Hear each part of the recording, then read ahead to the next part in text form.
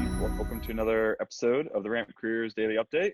I'm here with Manoj, and today we're going to chat about post-interview. What are the steps you need to take to land, secure the job offer of your dreams? We're going to talk through timelines. We're going to talk through creating urgency, salary negotiations, and then how do you wrap it up and make it happen? Let's kick off, Manoj. So let's imagine we finished maybe the last round of the interview. Maybe it was with like the CEO or your manager's manager, and everything looks great. They let you know, hey, we're going to be making you an offer, and they kind of leave it at that. What do you do? What do you do next? What's step one there? So step one is the standard follow-up thank you email. I think it's a good gesture. It shows thoughtfulness. It also gives you the opportunity to do three things. One is acknowledge all the good things that happened in the interview, make an additional case for yourself politely, and also fix or correct things that you felt may not have gone well. Now, there's not very much that you can do to move the needle, but there are some times that you may be able to. So if you felt like you misspoke, felt like something was not covered, you felt like there was something else that you needed to bring to people's attention, this is an opportunity to do it. So it's threefold. I think everyone should send some kind of a follow-up thank you email. It doesn't have to be a handwritten note, mail. Appreciate the sentiment, but speed is more important than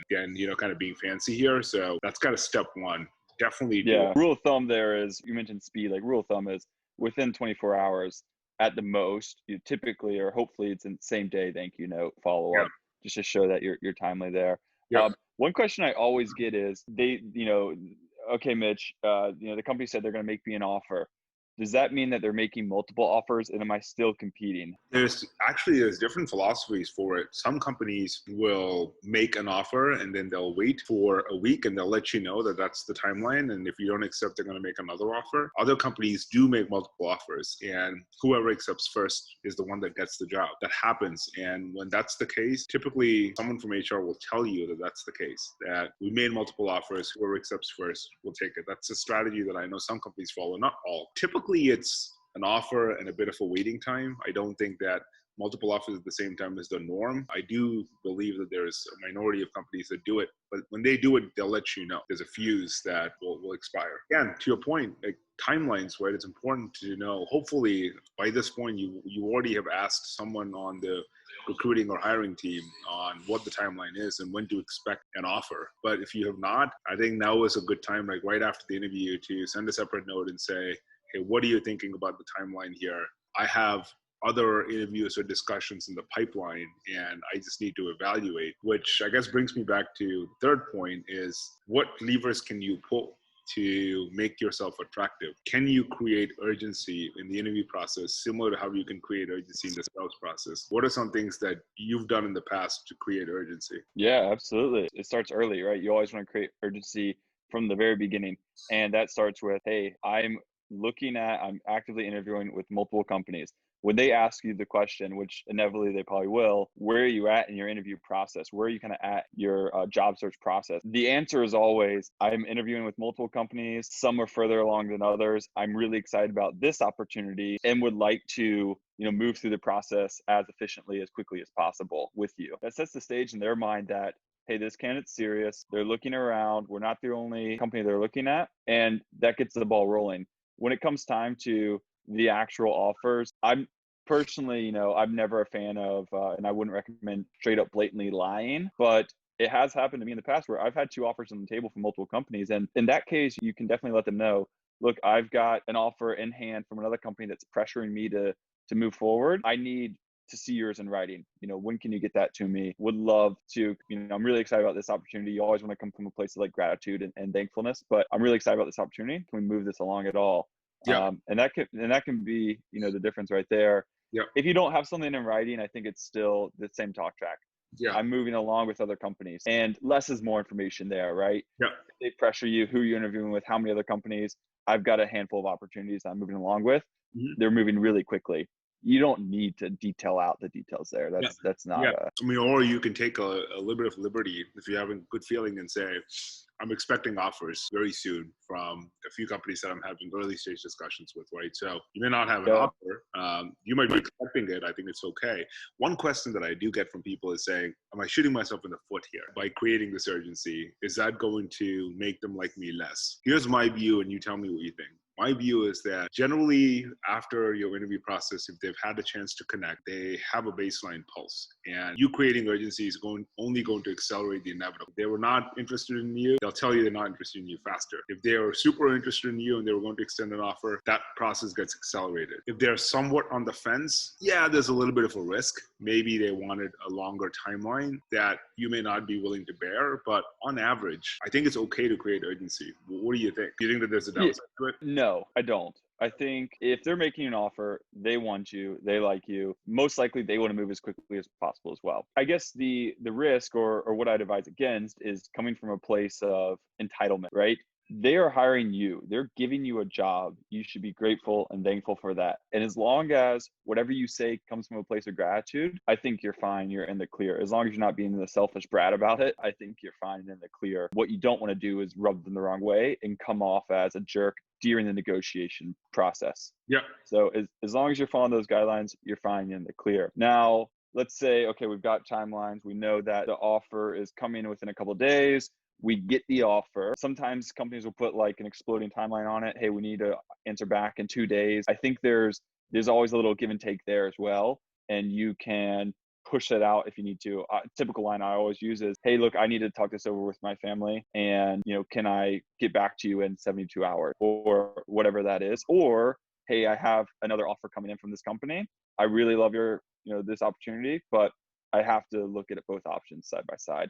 Can Yeah. I have an extension there? Any other ways to navigate that kind of exploding timeline decision making? You can ask for more time if you feel like that's appropriate. And if you're not able to negotiate that, you're not able to negotiate that and you'll have to make a decision. But, companies may be flexible. They might give you a little bit of extra time. And I think that's pretty straightforward. You may be able to borrow a little more time, but, similar to you, companies also have decisions to make, right? So everyone's trying to make a decision that's in their own best interest. And to the best of your abilities, we're able to find common ground. Great. So let's say that, you're able to find some common ground. You have a little bit of breathing room in deciding whether, you want to move forward with the company, but you want to negotiate. And there's a couple things you can negotiate, and you should to the extent possible, unless, there's strong reasons otherwise, unless you feel like an offer is very fair and very equitable, in which case I wouldn't recommend negotiating for the sake of it. But Yep. if you think that there's some room for negotiation, you should do it. What are some of the things that you think are up for negotiation typically?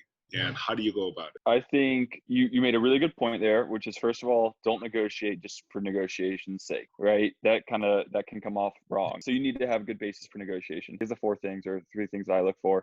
Number 1 is start date. When do you want to actually start here? Maybe you're rolling off another company. You're already employed. You may want a week or 2 to kind of relax and decompress before you start that new job. So start date's important. For any sales role, there's 2 components to your compensation: base salary and then commission. And you need to understand that comp structure as much as possible. There's other things that go into it as well. There's ramping, there's accelerators that go into the compensation structure for a salesperson. So, hopefully you've done this all prior to getting this offer, but if not, I've had it happen to me where the offer comes back and there's some sort of nuance in the commission structure. Ask questions, understand all the details you can before you go into negotiations. That's going to let you know your levers, but essentially it's your base pay, and then your commission. And then there's equity. So a lot of tech companies, a lot of companies, regardless of size, startup or bigger, will offer you some sort of equity compensation. So those are kind of like the 3 main things: start date, your compensation itself, and then equity structure there. So start date, I would say most companies are pretty flexible unless they have hard deadlines, obviously within reason, right? You're not going to push it out 2 months on them, but I'd say a week or 2, you could probably get away with. Let me talk through commission and base salary here. And then Manoj, I want your thoughts on equity, given your finance and investing background. So base salary, I would say, do your research, understand what's fair market, right? If you're being hired in San Francisco, that's going to be a lot different than if you're being hired in Missouri. So do your research, look on Glassdoor, probably the best site out there to understand what is a fair base salary here. Commission, you need to understand that comp structure really well. A lot of sales roles will be 50-50 base commission structure, or they'll be 60-40 base commission structure. Personally, I think you want to get as much base as possible because that's what you're going to be getting every month, regardless of how you do. So I would negotiate on base, get that as high as you can, and then look at commission structure. Some companies are going to be more willing to give you raises on base versus commission. So you may have to lay it all out there. And that's what I advise you, lay it all out there, ask for a 5 or 10% raise in base or bump in base and commission at the same time, see what they come back with. But other companies might be more willing to give you more commission. They might say, hey, look, we'll raise your OTE to X. So it's up to you to perform. If you perform, we're open and willing to give you as much as you asked for there. Yep. So I'd say lay it all out on the table and shoot for that. But I would typically take as much cash as you can, which leads me to my next question to you is, assuming we get that base equity or base commission structure that we like and we're comfortable with, what do you do with equity? It's a hard thing to navigate because most of us, myself included, are a little just blind to what that looks like from the inside. Yeah, especially if you're an early career sales professional, you have very little visibility. And I don't think a lot of companies do a very good job, nor are they very transparent what equity really means. And so my general rule of thumb is that if you're a super early stage employee and you're coming in as an SDR or a BDR, it's unlikely that you're going to have a meaningful equity stake in the business. So I would treat it as cherry on the top, a nice gesture. Maybe it'll pan out, maybe it won't, but it's unlikely that you're going to have a meaningful stake in the business whatsoever. It's just not what I've seen in the marketplace. With that said, I do think that you should have some guidelines or some yardstick for measurement. Typically, companies will say, I'm going to give you X thousand options, right? It depends on the size of the business, but you don't really know what that means in terms of a percentage stake, right, in the business, because you don't know what's the total pool that's out there. You don't know what the company is valued at today. A lot of early stage companies, valuation is like, it's up in the air. Who knows, right? It's what they've raised in the last round. It's one benchmark. You can ask them for a 409A. Maybe they'll give it to you. Maybe they won't. I'm not sure whether a lot of SDRs and BDRs have this type of discussion, right? And so I think we should do a completely separate session on options and how to think about it. But for the narrow purpose of, let's say that you're an early career professional, I think you should get a pulse of what is the company worth and what do these options, if they're fully vested today, what does that represent in terms of a percentage ownership of the business? And as time progresses, understand that your options will be diluted. Your company's valuation may go up, may stay the same, may go down. Your company may, or more likely, not have a liquidation event, in which case your options may be worth nothing. I think these are all important considerations, and there's just way too much unknown for you to model what they're worth. It's possible, it's doable. I know we've built a calculator for it, and we'll certainly, do a separate session on it. With that said, generally speaking, don't take equity in lieu of cash compensation. Don't take equity in lieu of commissions, especially as an early stage employee in a SDR or a BDR role. You gotta live, you gotta eat, and last I checked, Trader Joe's doesn't accept options. You got to pay in cash, right? And so I would make sure that you're comfortable enough on base and bonus, then treat it as cherry on the top. Cherry on top, and know that any exit event is typically 5 to 8 years out. I mean, maybe you get lucky and you join at the right time and 2 weeks down the road. I've seen it happen, but definitely not something to take on. Unless you join a very large company, a publicly traded company, in which case you'll get stock, which, has a clear market for it. It's pretty straightforward, but a lot of early stage companies, it's cherry on the top. Don't get tricked into thinking options are going to be a reasonable replacement for market base and market commission. But we'll certainly do another session on that. I think we can wrap up on that note. To recap, post-interview, send a follow-up or thank you email. Check timelines if you haven't done so already. Create urgency where possible and appropriate to your advantage. Negotiate your compensation, your start date, other items that are important to you, where appropriate. And then finally, when you do get paperwork, make sure you read it before you sign it to see that there's nothing tricky in there. It might come and bite you later in life. Typically, they're pretty straightforward, but definitely read them. But great session. Nice chatting with you, and looking forward to our next discussion. Awesome. Thanks, Manoj. Talk soon. Awesome.